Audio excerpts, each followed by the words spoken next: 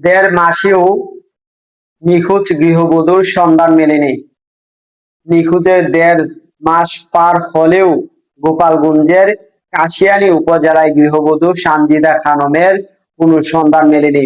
গত ১লা এপ্রিল কাশিয়ানী উপজেলার ফুকরা ইউনিয়নের সাফলিডাঙ্গা পূর্বপাড়া গ্রামে একটি ভাড়া বাসায় থেকে নিখোঁজ হন তিনি। সানজিদা এই উপজেলার রামদিয়া গ্রামের ইকলাস সর্দারের স্ত্রী। সাফলিডাঙ্গা গ্রামের শাহজাহান সর্দারের মেয়ে। এই ঘটনায় কাশিয়ানী থানায় একটি অভিযোগ দায়ের করেছেন এই গৃহবধূর স্বামী। পারিবারিক সূত্রে জানা গেছে যে প্রায় ৭ বছর আগে পারিবারিকভাবে রামদিয়া গ্রামের ইকলাস সর্দারের সঙ্গে সানজিদার বিয়ে হয়।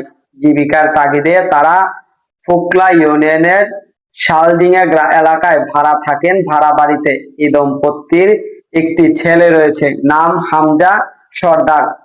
নিখোঁজ সানজিদার স্বামী ইকবাল সর্দার জানান যে ১লা এপ্রিল প্রতিদিনের মতো তিনি সকালে ভ্যান চালাতে চলে যান।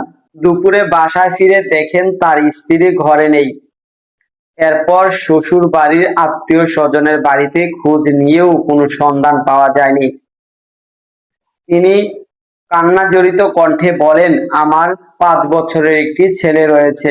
মা ছাড়া সে কিছুই বোঝে না। সারাক্ষণ মায়ের অপেক্ষায় তার দিন কাটছে। আমার স্ত্রী কোথায় আছে, কেমন আছে, নাকি বেঁচে নেই তাও আমি জানি না। আমার স্ত্রীর দ্রুত সন্ধান প্রশাসনের হস্তক্ষেপ কামনা করছি। কাশিয়ানী থানার ওসি মোহাম্মদ মাহফুজুর রহমান জানান যে গৃহবধূ সানজিদার সন্ধানে পুলিশ তৎপর রয়েছে। দেশের বিভিন্ন থানায় বার্তা পাঠানো হয়েছে। প্রযুক্তির সহায়তায় তাকে খুঁজে বের করা হচ্ছে। সর্বোচ্চ চেষ্টা চলছে। আশা করছি দ্রুতই তাকে উদ্ধার করা সম্ভব হবে। দর্শক, সাবস্ক্রাইব করবেন, লাইক করবেন, শেয়ার করবেন, কমেন্ট করতে ভুলবেন না।